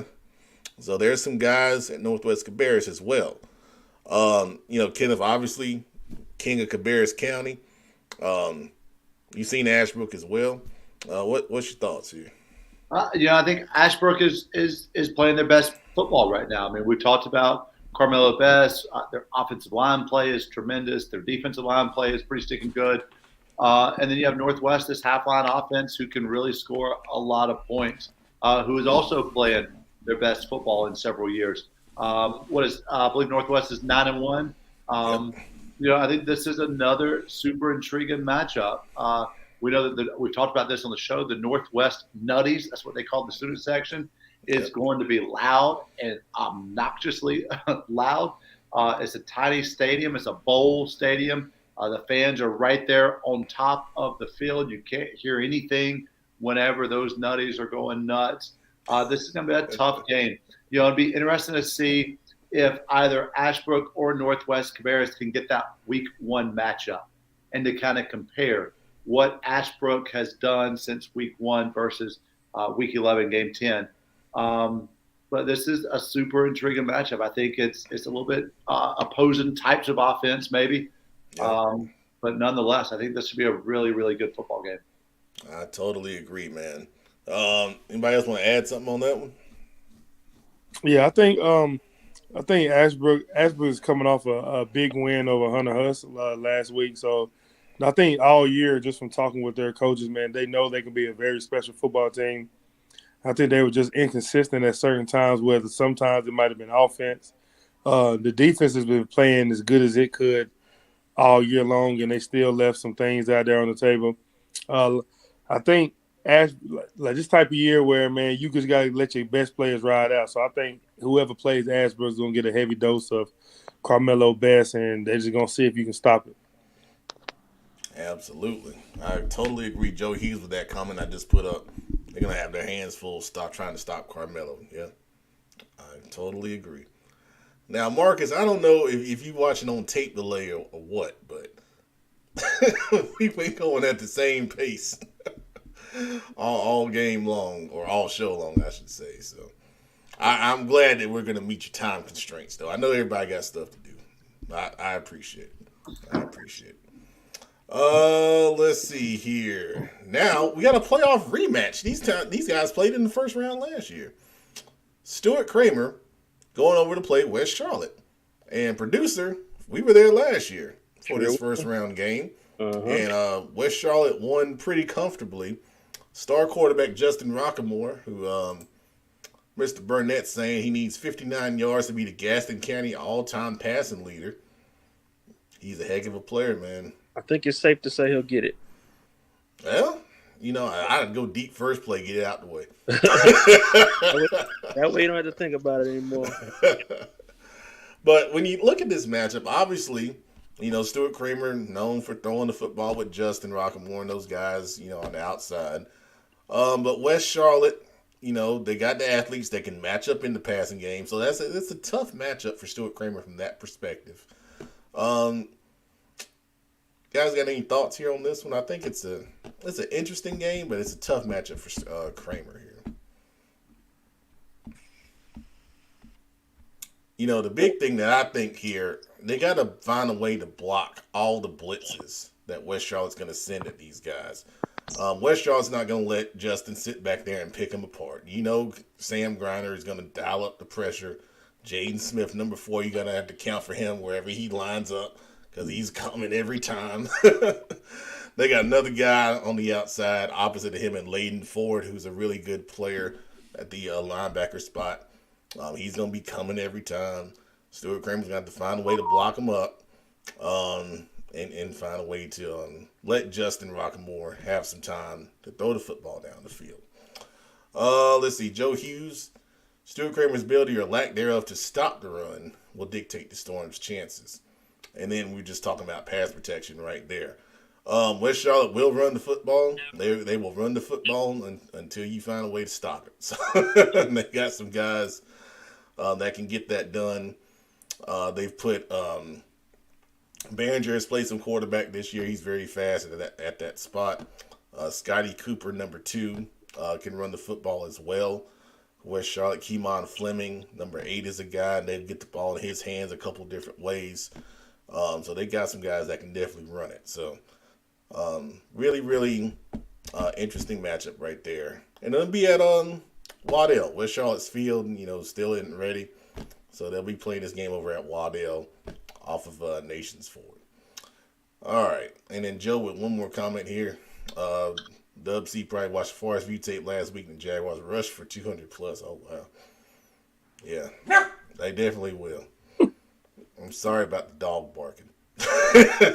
See what's getting. Well, I don't know why he's riled up. It's just me. He's excited about playoff football too. All right, Shelby, Forest Hills. Heck of a first round matchup here. We got some Shelby knowledge on the show, obviously. But Forest Hills, really, really good football team out of Union County. They just lost to Monroe last week, 21-19.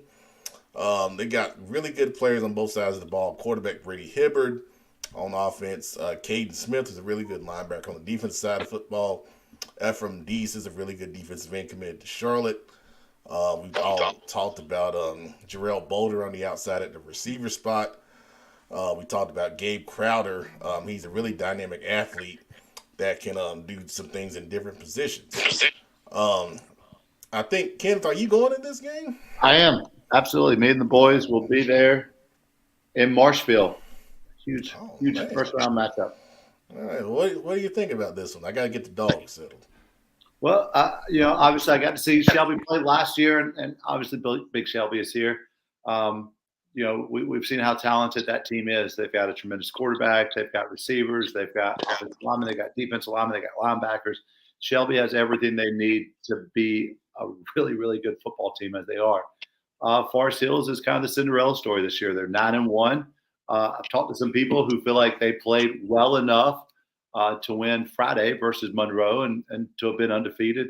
They've got a tremendous quarterback in Brady Hibbard, I believe is his first name, who is just throwing lights out. They've got a great running back. And, for a long time, Forest Hills has had athletes. They've won state championships in basketball. They won state championships in track and women's track. And, it seems like Coach Deese and company has really started to put it all together this year. And the record books show it. Big Shelby, I ain't gonna ask you to talk about it, man. No, I won't let you talk about it. He's just sitting in the corner. He wants to say something, but he's like, nah. Please don't say anything. Don't say anything. To, though. He does, but no, I get it. Forest Hills. No, too much stuff for you, Big Shelby. Don't talk. No, I ain't say nothing bad. No, this is your typical first round matchup. Forest Hills is a very good football team. Like you guys have said, they suffered their first loss to Monroe, but it was only, I think, by 2 or 4 points. It was a very winnable game for those guys. They have a lot of athletes, like you guys say. They have athletes all over the field. Their defensive scheme is something very different from what we have been used to seeing. But I think it'll be a good night for us, man. We're going into a hostile environment. It's going to kind of be like an environment that we're used to being at home, but it's always different being on the road because you don't really know what you're up against. Last time we played them in football was, I believe, 2005. It was 2005. I think we went down there and played them at Forest Hills. Then I can remember we played them in basketball back-to-back years. Had to go to Forest Hills for a playoff basketball game in like the 4th round. Then we got to play them again the next year to go to advance to the state championship. So, they have people there that's from our area, so I'm sure they're going to have their kids hyped. They're ready to go, man, and we're looking to come down there and put on the show, man. All right. Well, if you see the Engine or Big Shelby down at Forest Hills, make sure you say hello. Big Shelby might be a little busy, but, he always finds some time to welcome his fans. Group chat. Yeah, I'll talk to you, man. I'll talk to the guys, man. Anybody that's down there watching, man, I'll talk to you. Make sure you just right. The Shelby Golden Lions are the only team, I think, in the entire state that CFI has had a representative at every single game this year. We can't say that. that's what CFI is all about. That's man. very true. That's crazy. All right, in our last preview of the night, so we gotta get done. We gotta get done for Marcus Bell. So, real quickly, East Gaston at Community School of Davidson, AJ Sirianni throwing the ball to Tanner Mullins, and all his guys over there. Can East Gaston stop the pass? That's a big question. I saw East Gaston earlier this season in the Jamboree in Gaston County. They can definitely run the football, and I think they're gonna try to control tempo of the game by running the football, getting first downs, trying to keep that Community School Davidson offense off the field. But kind of like what we talked about at Providence at Huff, can they stop them enough to make that run game matter? That's the big question here. Joe Hughes coming in. East Gaston's Nehemiah Stovall has gone for 1,200 plus yards. Ball control will be key. Yep, and I've seen that film from Sir Stovall. Speed. Number 8. Big key player. 3 a.m. Good gracious, Marcus. All right, we speeding up, man. We speeding up. We know you gotta go to bed. All right. So let's speed up. All right. So those are the game previews that we chose to focus on. We know there are more games out there, but in the interest of time, we didn't want to do a 5-hour show. So if you want more details, the bracket show I did on Sundays out there, you can go back and watch that. And then hopefully we hit on some of the games you wanted to know about tonight. Okay. Week 11 predictions. We see how we did last week. The Engine with his first losing week in a long time. Ever. But he's still in first place here. Big Shelby has cut the lead to a half a game, catching up with the Engine, tied with the mega producer in second place. And then I am bringing up the rear, but we're getting better. We're getting better, man. So, you guys in the comments are crazy. Joe Hughes last week went 4-3 as well as the guest host, adding to the guest host record for the season. All right, so it's that time for playoff predictions round 1. Coming down the line, God, if I can talk, good grief. Marvin Ridge at Weddington. Let's go with mega producer. I'm gonna go against the odds. Weddington again. All right, Big Shelby. I'm gonna go with Weddington, man. I think since they've been here before, they know what it takes. I think those guys are just gonna find a way to win this game. So I'm gonna go with Weddington. All right, Engine. Weddington. Clean sweep for Weddington. That means Marvin Ridge will probably win. We just made another video.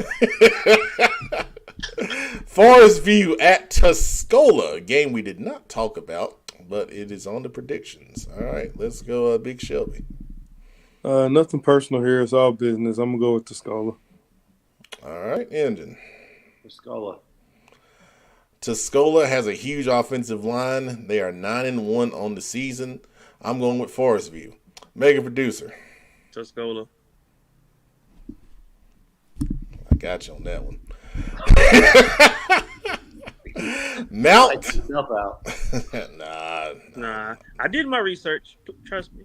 Everybody during work today, everybody tries to get me to work. Like, look, man, I'm doing my pick'em research. Stop. Hey, Brandon, you got to. If you don't do no research, man. You just I got my research. Stop hoping and praying, man. Right. Stop emailing me. Leave me alone. I'm putting my stuff away. I'm doing my research. I'll be back. All right. Mount Pleasant at Walkertown. Walkertown up in the Winston-Salem area. Engine. Oh, man. Pep, I love to go with my Cabarrus County people. Walkertown's pretty good.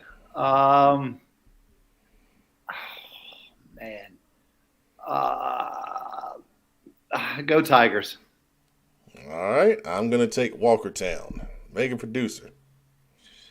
This one was tough. But I'm going to go Walkertown. Big Shelby. What's the running back name in Mount Pleasant? Nah, we ain't telling you nothing, man. No, I know who I'm picking. What's his name? Anything like Touchdown Teddy? TD Moose. Touchdown Moose, baby. I'm going with Big Moose all the way, baby. There it is. I'm a fan. I know how Mount Pleasant gets down when it comes playoff time. I hope Walker Town ready to load the box, baby. All right, West Lincoln at Hendersonville. Oh yeah, okay. Yeah. I'll go first on this one. I'm gonna take Mason Avery and West Lincoln. Mega producer. West Lincoln. Big Shelby. This is gonna be tough. West Lincoln going on to the mountain in Hendersonville, man. Like Joe Hughes told me 2 or 3 years ago, crazy things happen on the mountain. I'm gonna go with Hendersonville here. All right, Engine. Yeah, I think this is one of the most intriguing first round matchups. But like you said, Pep, Mason Avery is the difference on this one. There you go. All right. Now, York, and one of the most interesting things here, York is an upper state South Carolina team. They're playing in the lower state bracket. I don't know how this happened. Joe Hughes is weighing in right here with some information. James Island is in the Charleston area and led by former Hunter Huss coach Jamar McCoy. And my good friend, John Fay, D-line coach at James Island. So I am going to take James Island over York in this one. Mega producer. I'm going to roll with my former teammate, John Fay, as well, James Island. Big Shelby. I'm going to go with my guy, Jamar McCoy, man, and James Island, baby. Engine. Make it the sweep. Oh, man. I'm sorry, Coach. I'm sorry, Coach McCoy. I didn't think it was going to be clean. I'm sorry. God almighty. Oh, man. That's the kiss of death. Oh, man. I think they can overcome it, though. All right. Bonus. Hickory Ridge at Butler. Engine. So this is where you try to get me. These bonus games, you know, everything about me wants to pull for Capco. But, you know, as good as Hickory Ridge is, I think that Coach Hales, he's fired up this week. Their kids are going to come back and play hard. I got Butler. All right. Big Shelby.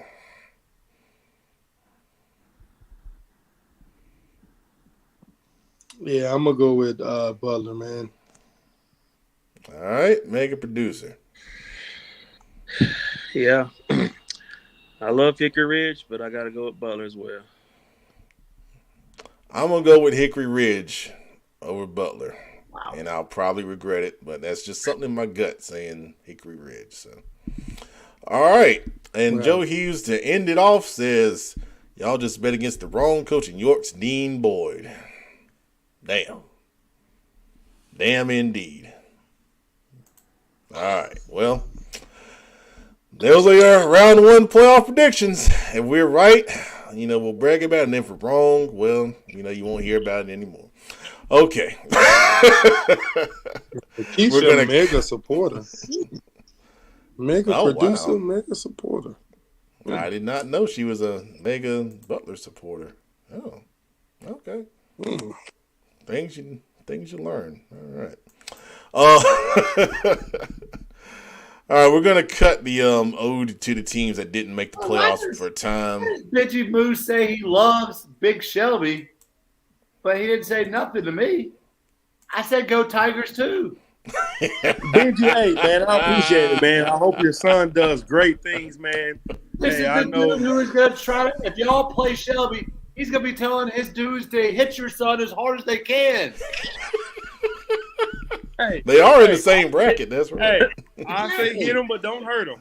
Hit him, but don't hurt him. He wanted to know TD's name because he wanted his name for his scouting report in a couple of weeks. There you go, Kenneth, and you too. There you go. I like the name, man. TD Moose, man. He's just a baller. Can I just say this, Pep? Go ahead. TD stalked me out after the game. You know, Mount Pleasant lost on a extremely close game, right? Like they catch the ball inside the 1 yard line and ball game over. 20, 30, 25 minutes after the game, Keegan comes up to me and is just so appreciative of us being there and the game and all that kind of stuff. And then as I'm leaving, another solid 10, 15 minutes later, both of his parents stopped me as well. Incredible people. Awesome stuff, man. It's always good to talk to good people. You know, I talked to good people at Chambers and Mallard Creek before the game last week. It was really good catching up with a lot of guys.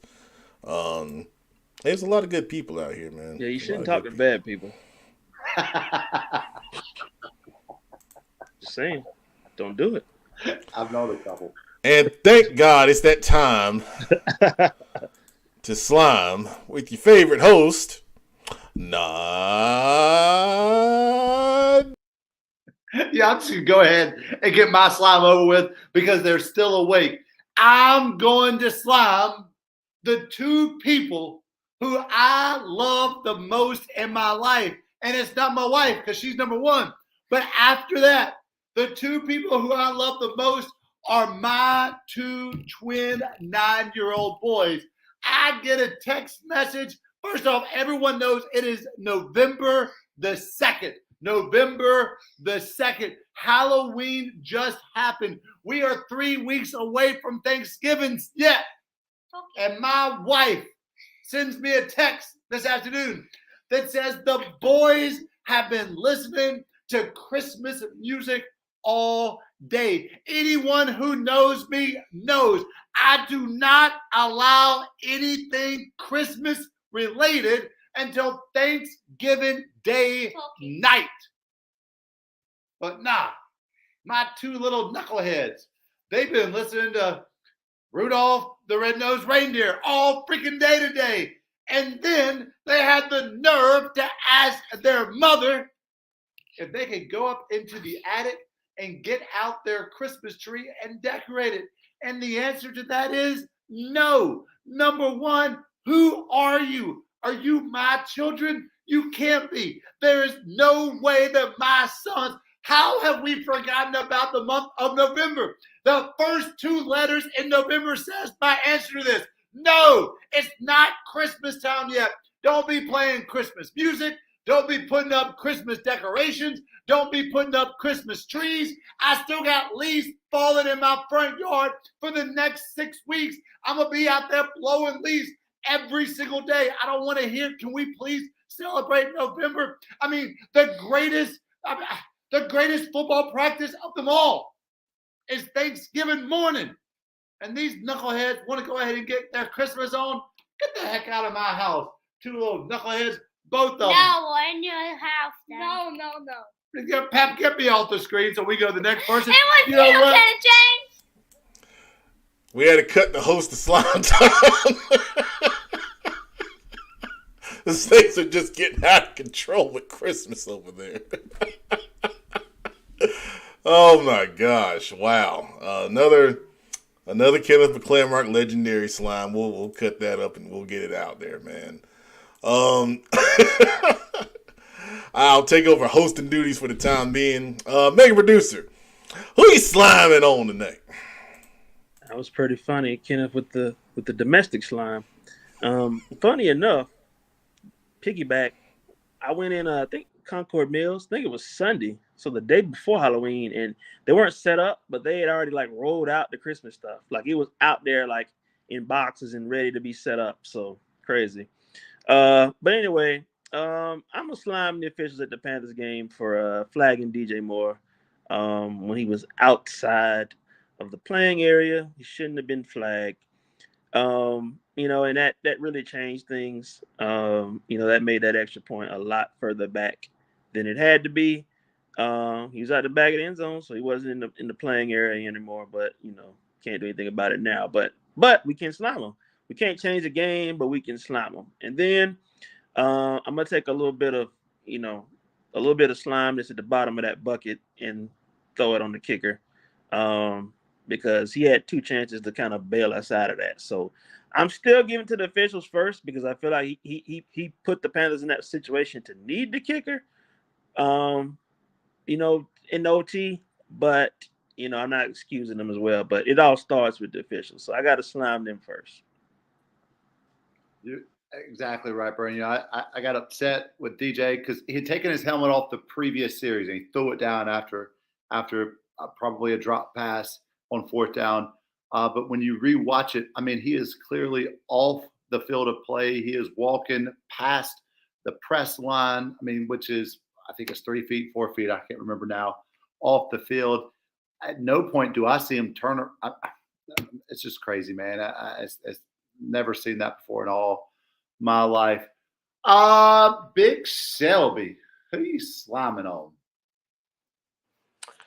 I'm going to slime tonight, man. I seen the video on Twitter about I couldn't remember what state it was in, but 2 coaches got into a fight after the game. 2 opposing coaches got into a fight after a game and ended up unfortunately kicking both teams out of the playoffs.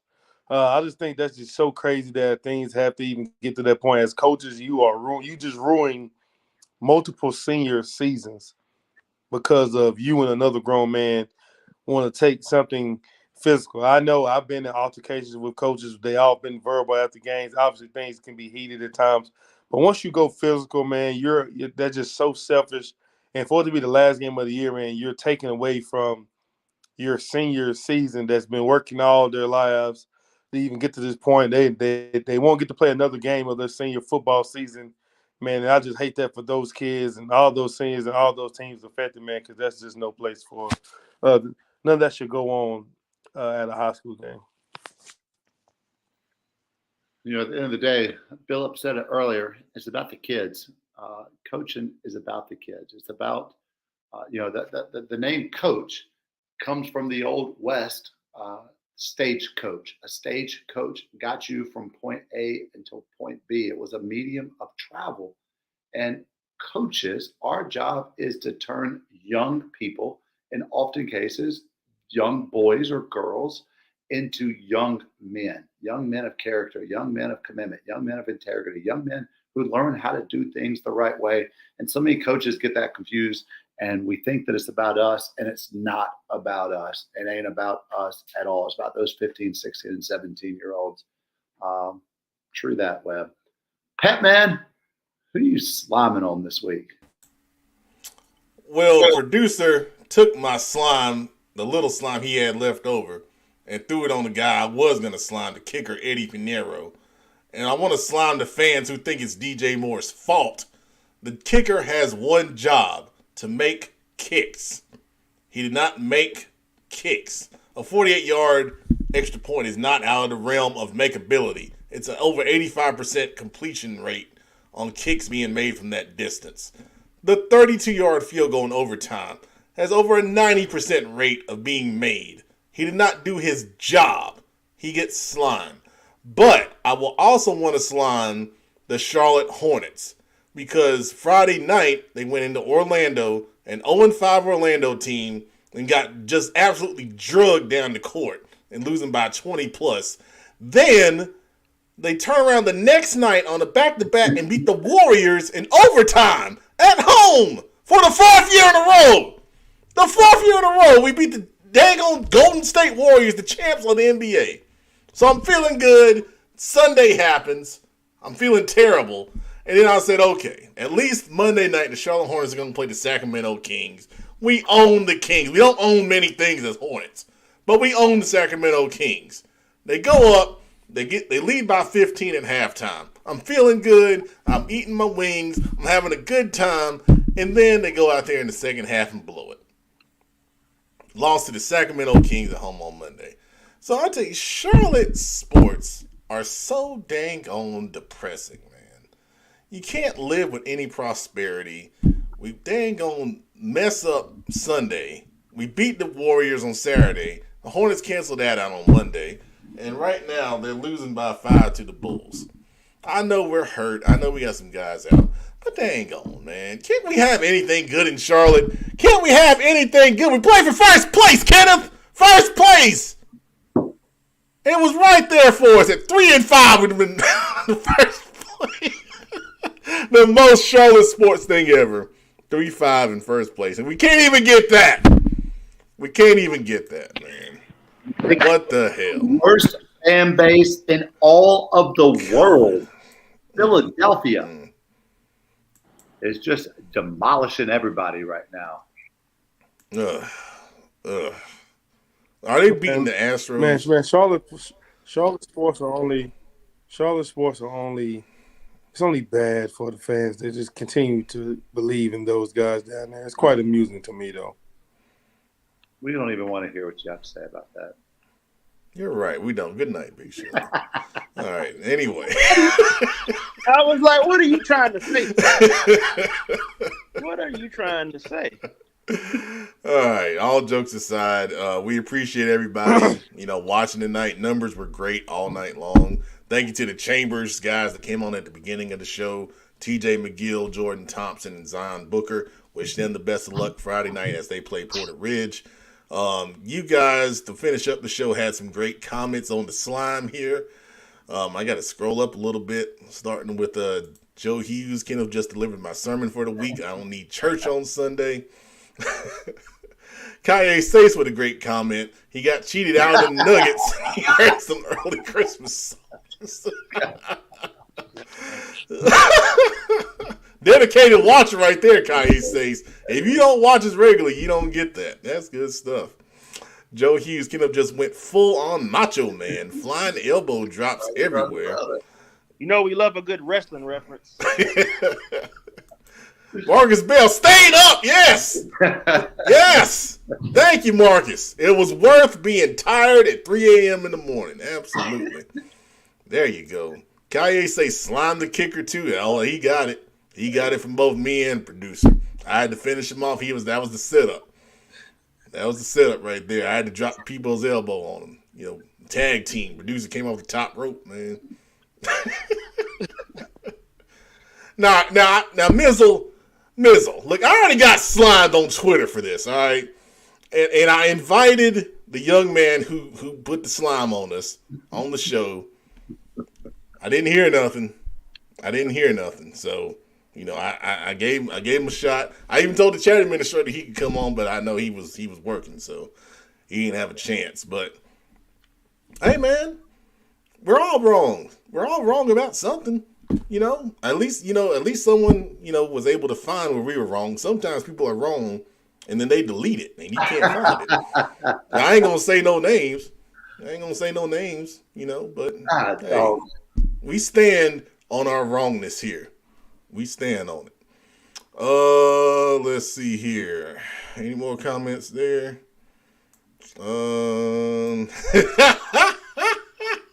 Mega producer, you got some slime here. From Nikisha for not dropping wings my way. Oh yeah, that's the homecoming reference. Hey, we might have to have a talk after the show here. What is? No, we don't. Web stopped through. Web stopped through. Was she there? Oh, you know. I don't know anything, man. All I knew was Hennessy, if you ever met her. That's all I'm going to say. We're a family show, but yes. Oh, gosh. But yes, you're right. All right. Well, last comment of the show from Joe Hughes. He's got a bag full of wings waiting on him.